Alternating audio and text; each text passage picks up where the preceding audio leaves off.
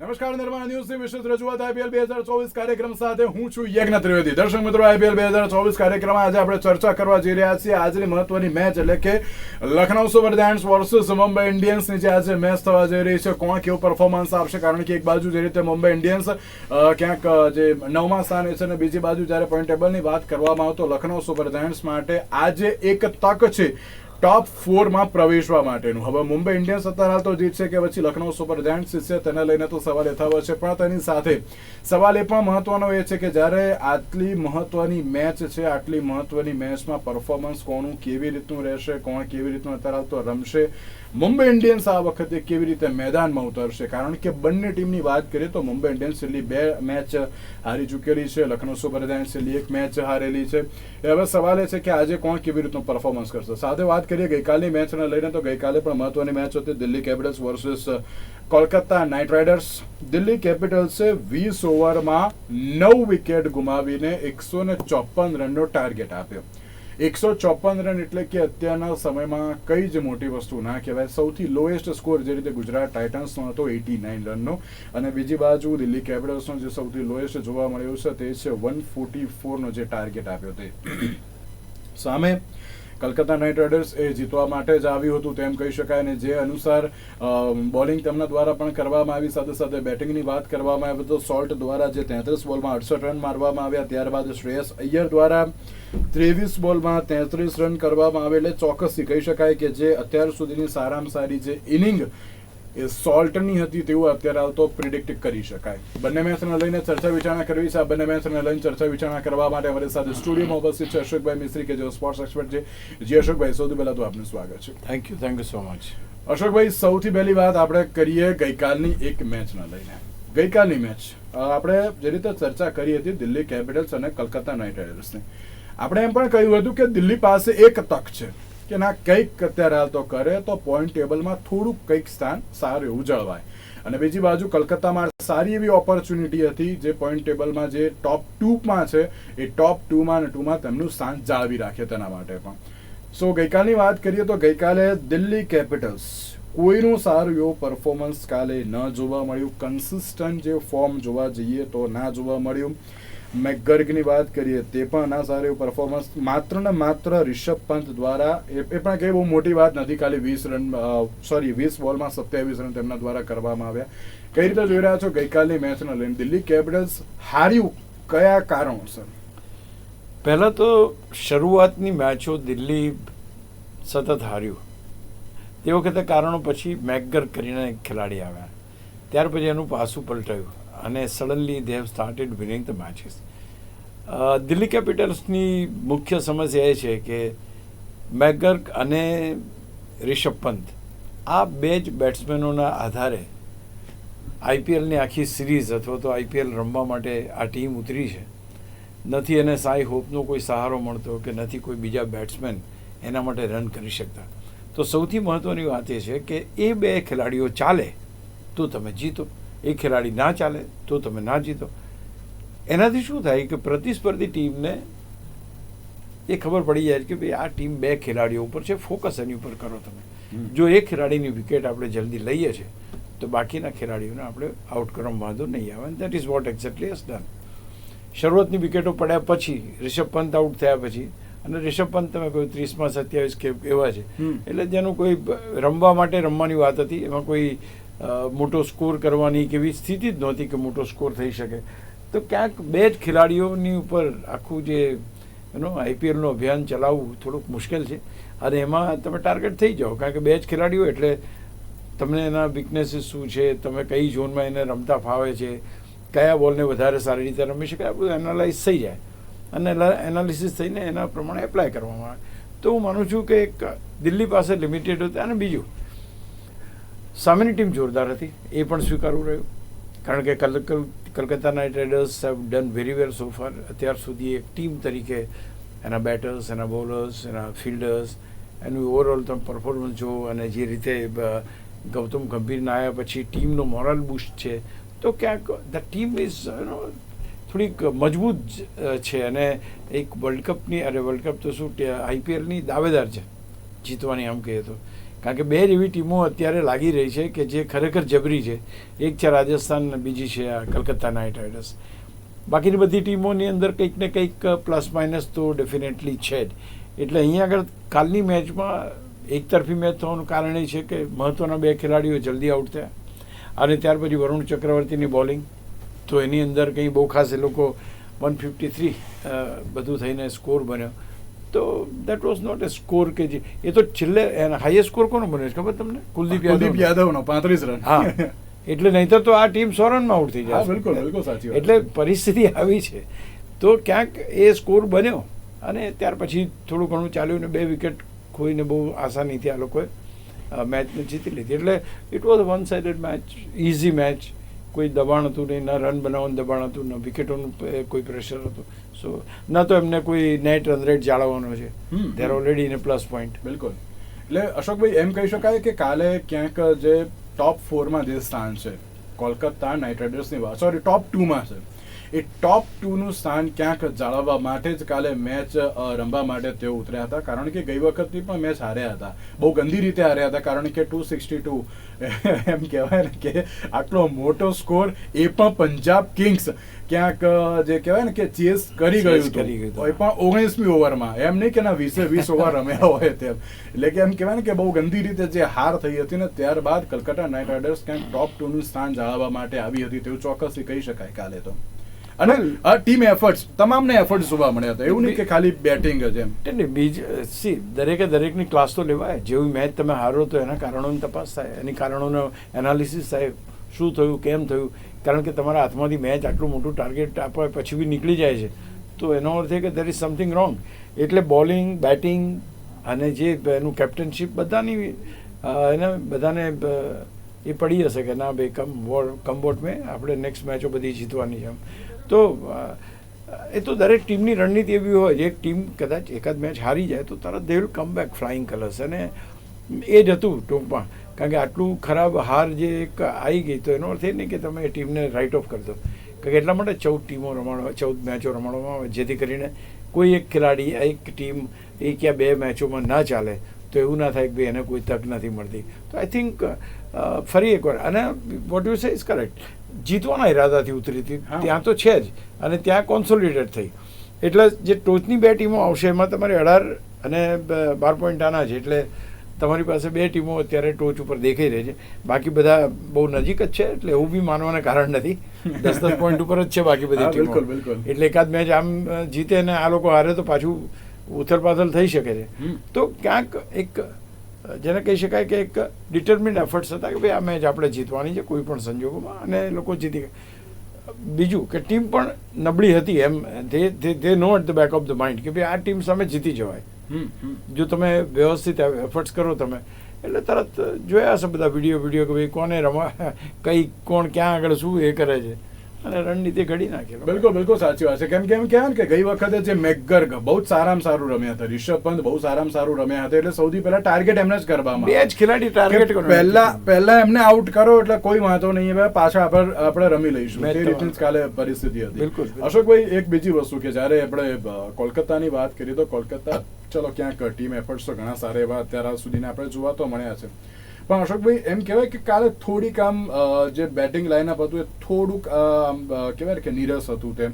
કારણ કે શ્રેયસ અય્યર દ્વારા પણ આવ્યા, રમ્યા, એમાં ના નહીં, પણ થોડુંક જે નીરસતા કાલ જોવા મળી. કારણ કે જે પ્રમાણે પૂરું કરવાનું ચલો એ કરી પણ નાખ્યું, પણ હજુ પણ કોલકાતા નાઇટ રાઇડર્સ પાસે એટલા સારા બેટ્સમેન નથી.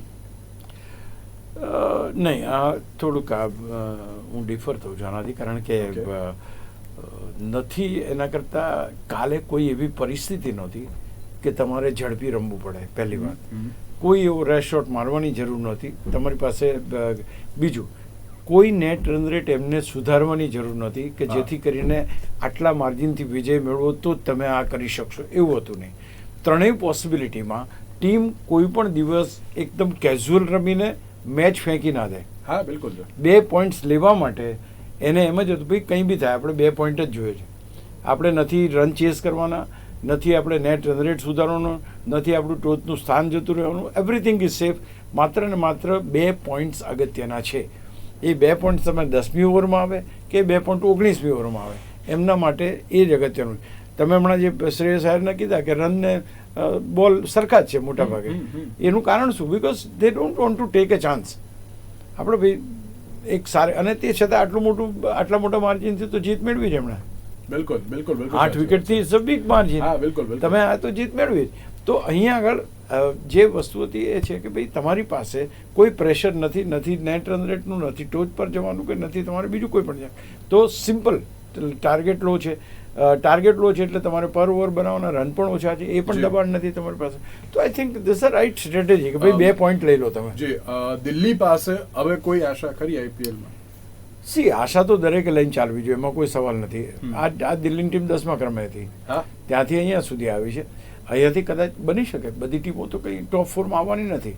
તમારી પાસે કયા કયા રિસોર્સિસ છે એની ઉપર આધાર રાખે છે. તમે દરેક ટીમનું કોઈ એક્સપેક્ટેશન કરો. તમે તો આપણે એમ કહીએ કે કલકત્તાની ટીમ, તો કલકત્તાની ટીમના સુનિલ નારાયણને એનો બીજો ઓપનર છે, 2 જણા જોરદાર છે. ત્યાર પછી શ્રેયસ આયર છે, વેંકટેશ આયર છે, ત્યાર પછી રસેલ છે, ત્યાર પછી બાકી. તો 1 થી 8 સુધી તમને પરફોર્મન્સ દેખાય. દિલ્હીની અંદર તમે બેટિંગની વાત કરો, સાઈ કોઈક દિવસ રમે છે અને કોઈક દિવસ નથી રમતો. તો સૌથી સારામાં સારું પ્રદર્શન આપનાર તમારી પાસે મેકર કોઈ છે નહીં. બિલકુલ. અને તમારી પાસે બહુ બધું તમે રિષભ પંતને ગણી શકો. તો એ સિનારીઓની અંદર તમારી ટીમ જ નબળી છે એકચ્યુઅલી જોવા જાવ તો you can't go to that extent. અહીં સુધી આવ્યા, અને હું એમ બી નથી કહેતો કે આ ટીમ જીતે નહીં અથવા તો એ થાય. એમની 11 મેચો પતી ગઈ છે. હા બિલકુલ. સૌથી વધારે મેચ એ દિલ્હીની. એટલે હવે ટૂંકમાં ઇટ્સ નોટ.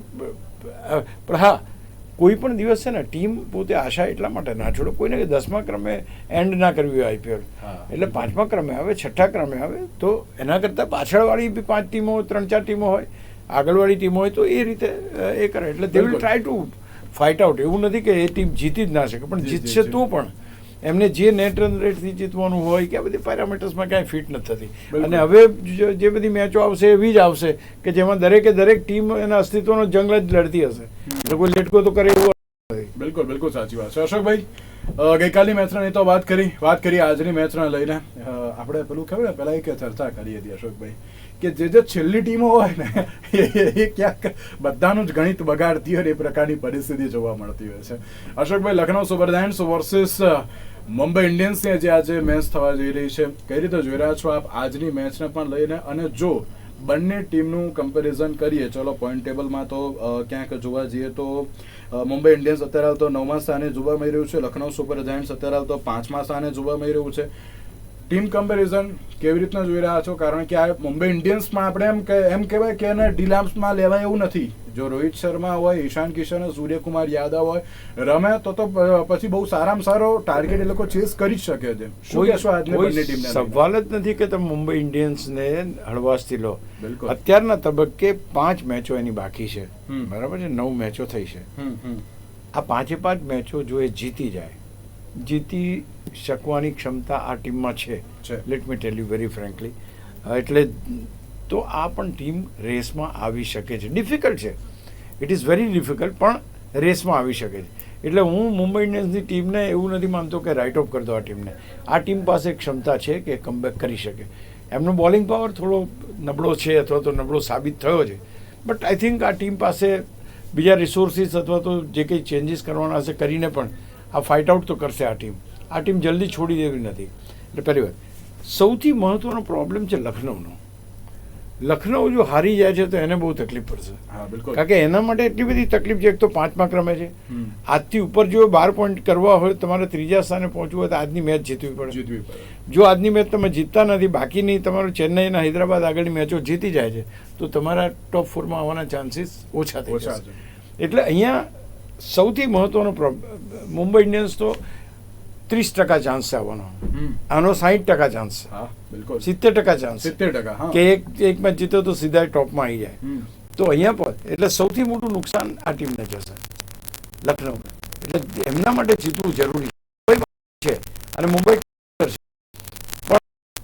બીજી કોઈ ફાઇટિંગ સ્પિરિટની જો વાત તો લખનઉ સુપર જાયન્ટ્સનો ફાઇટિંગ સ્પિરિટ કરતાં મુંબઈનો ફાઇટિંગ સ્પિરિટ ઘણો વધારે. તમે એમાં કોઈ બેમત નથી. એટલે તમારે આજે જોવાનું ભાઈ લખનઉ ફાઇટ આઉટ કરે છે કે નહીં, અથવા તો કઈ રીતે રમે છે, એના ઉપર આખી મેચનો આધાર છે. અને સૌથી નુકસાન જશે તો હૈદરાબાદને જવાનું છે, એ પણ એટલી જ સાચી વાત છે. અને સાથે જ્યારે આટલી સારી એવી જે મેચ છે, ટોપ લેવલ ટીમ છે, અશોકભાઈ એમ કહી શકાય કે છેલ્લી આ વખત બગડશે તેમ? નહીં, દર વખતે હોય છે. જે ફિયર નો, જો સૌથી વધારે અત્યારે જે તકલીફ સહન કરી ટીમ હોય તો ચેન્નઈની ટીમ છે મારી દ્રષ્ટિએ, હૈદરાબાદની ટીમ છે, ત્યાર પછી લખનઉની ટીમ છે, ચાર સૌથી દિલ્હી કેપિટલ્સ તો છે. એટલે આ ત્રણ ટીમો પોતાનું ગણિત બગડી જાય એવી પૂરેપૂરી સંભાવનાઓ છે. કારણ કે ચેન્નઈ સુપર કિંગ્સની બી તમે વાત કરો તો એમની પાસે ખેર એકવાર ગાયકવાડ રમે છે, બીજી વાર શિવમ રમે છે, એ રીતે કોન્સોલિડેટ પરફોર્મન્સ અહીંયા જોવા મળતું નથી. તમારે હજુ મોઇન અલીને રમાડવું પડે છે, તમારે હજુ અજિંક્ય રાણે પાસે ઓપનિંગ કરાવવું પડે છે. તો આ બધા તમારા છે. એટલે ચેન્નઈ સુપર કિંગના 2-3 બેટ્સમેનો ઉપર જ આખો એ છે. એટલે જબરજસ્ત પ્રદર્શન ત્યાં થવું ખૂબ જરૂરી. એટલે માણસ થોડું કરી શકે છે. If the team is not combined તો એમનું performance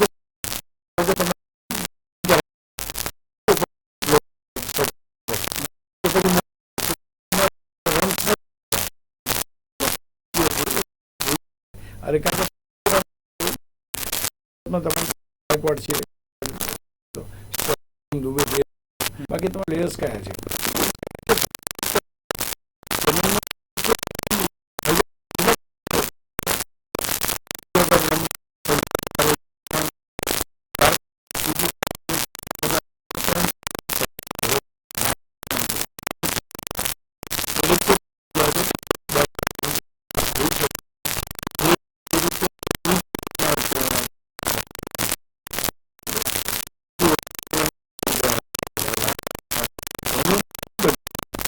કરો તમે અને કઈ ટાઈપની બોલિંગ ચેન્નઈ સામે if I am not mistaken એને ઓપ્ટમની બહાર જ રમાડીને ફ્રસ્ટ્રેટ કરી નાખ્યા. બિલકુલ બિલકુલ. અને વિકેટ ખબર પડી ગઈ એને મિડલ એન્ડ લેગ્સ તમે પકડશો તો છગ્ગા જશે.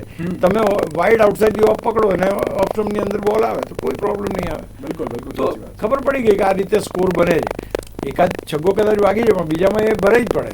બિલકુલ. પણ પેલું તો શું હતું કે તમે મિડલ સ્ટમ્પની એટેક રાખતા મિડલ લેગ જ આવે તો પછી છગ્ગા ચોગ્ગા વધારે થાય. તો હું માનું છું કે હૈદરાબાદને પણ તકલીફ, કારણ કે એ બી 10 પોઈન્ટ ઉપર છે.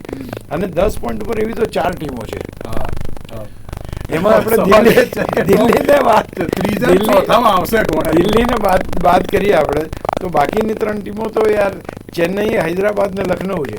એટલે એ ટીમોએ પોતાના જે કોઈ પોઈન્ટ્સ મેળવવાની સ્થિતિ આવે they have to get their points, otherwise તકલીફ તો થઈ શકે. આમ કમ્પેર કરવા જઈએ તો બંને ટીમ સરખી કહી શકાય?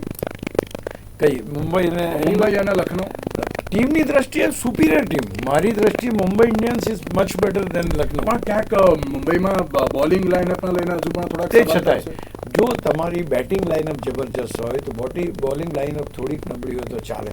તમે પહેલા 4 ખેરખા ખેલાડીઓ તમે જુઓ તો ખરા, રોહિત શર્મા, ઈશાન કિશન, સૂર્યા યાદવ, હાર્દિક પંડ્યા, આ 4 જણાને ફરી વળે 250 રન તો એ મારી દે. બિલકુલ બિલકુલ. તમે એકવાર 250 રન મારો તો આ સામેની ટીમ તમને ક્યાં એ કરવાની? હા બિલકુલ બિલકુલ. સવાલ એ છે કે તમે, અને બીજું કે મુંબઈ ઇન્ડિયન્સની બોલિંગમાં કઈ એવો મોટો ફેરફાર નથી થયો. જસપ્રીત બુમરાહ હજુ ત્યાં જ છે. એકવાર કઈ જસપ્રીત બુમરાહ 2 છગ્ગા પડી ગયા એટલે કઈ ખરાબ બોલર નથી થઈ જતો. બિલકુલ. એ તો આજે આવશે, બીજો તો 2000. અને બીજું કે સામેની ટીમમાં વિકેટો કેટલી લેવાની તમારે? ક્વિન્ટન ડિકોક તો આમે નથી રમતો. નહીં, ક્વિન્ટન ડિકોક રમતા નથી. કેએલ રાહુલનું કઈ ઠેકાણું નથી. એ 25 બોલમાં 25 રન. માર્કસ સ્ટોઇનિસ અને નિકોલસ પૂરન. બરાબર. સ્ટોઇનિસ તો મારી દ્રષ્ટિએ ઇઝ મોસ્ટ ઇનકન્સિસ્ટન્ટ બેટ્સમેન. ઓકે.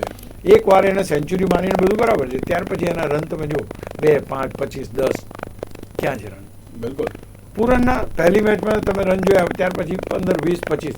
તો તમારી પાસે ક્વિન્ટન ડિકોક અને કેએલ રાહુલ ના રમે અથવા તો તમારે આ બેની વિકેટ લેવાની જો તમે બરાબરની એ કરી હોય તો તમે ચોક્કસપણે મેચને એ કરી શકો. બિલકુલ બિલકુલ. પ્રેડિક્ટેબલ તમારું થઈ ગયું છે કે તમારી પાસે બાકીના ખેલાડીઓ નથી એમ.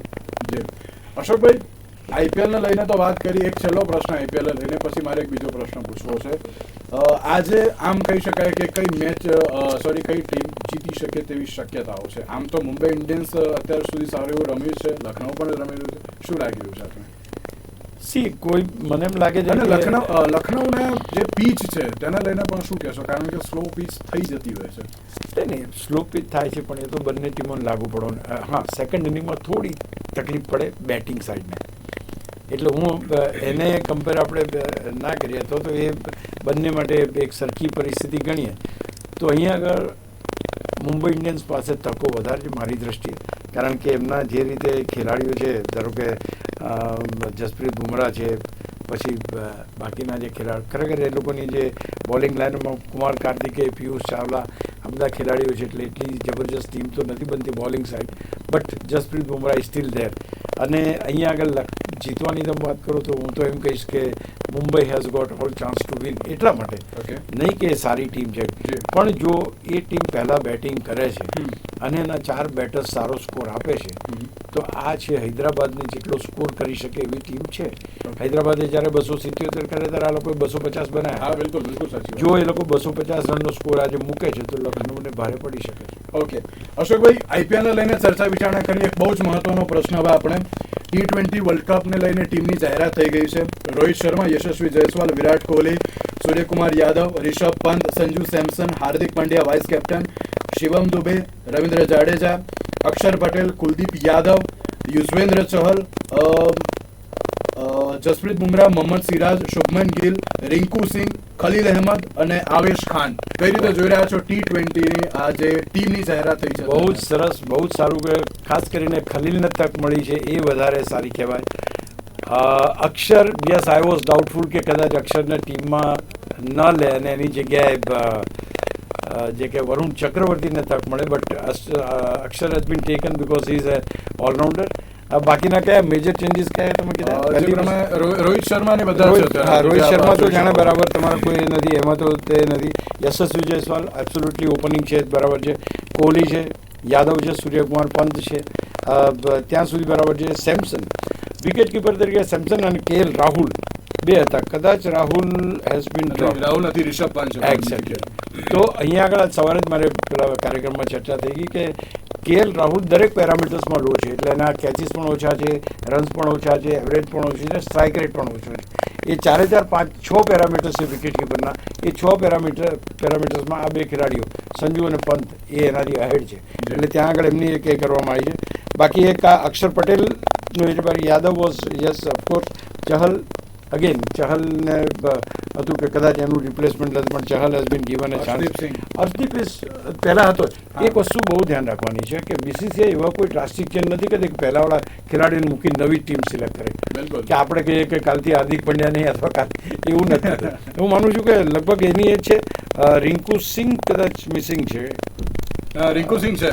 અચ્છા, તો એનો અર્થ એ થયો કે જે આની પહેલા T20ની મેચ રમી છે એ ટીમ છે મોટા ભાગે, અને આ બહુ સમતોલ ટીમ છે. અને IPLના આધારે આપણે કહેતા હતા કે ટીમો જાહેર કરવામાં આવશે, પણ IPLના આધારે કોઈ ટીમ જાહેર કરવામાં આવી નથી. આ તમારો જે ICC રેન્કિંગમાં જે પરફોર્મન્સ તમારો છે એ પરફોર્મન્સના આધારે ટીમની જાહેરાત કરવામાં આવી છે. એટલે આ એક બહુ જ મહત્વની વાત તમે કહીએ છે, અને હું માનું છું ત્યાં સુધી દિસ ટીમ આની પાસે અપેક્ષા તો છે જ, એમાં કોઈ સવાલ નથી. હાર્દિક પંડ્યાને પણ વાઇસ કેપ્ટન બનાવવા, કારણ કે વાઇસ કેપ્ટન પહેલાં પણ હતો છે.